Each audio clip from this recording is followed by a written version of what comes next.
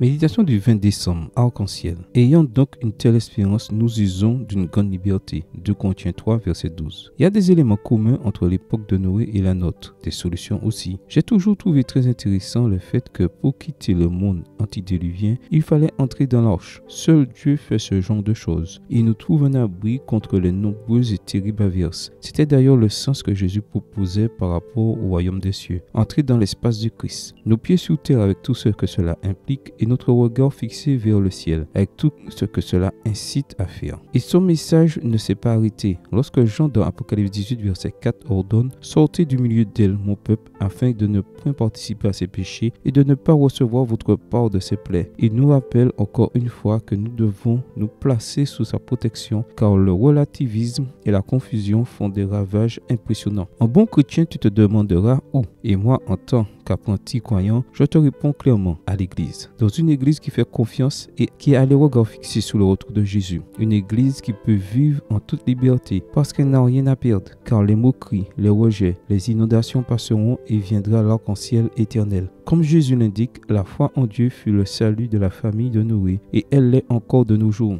Nous ne pouvons forcer personne à changer, mais nous pouvons expérimenter le changement en nous-mêmes. Je peux imaginer cela. Ce sera au moment où l'on s'y attendra le moins.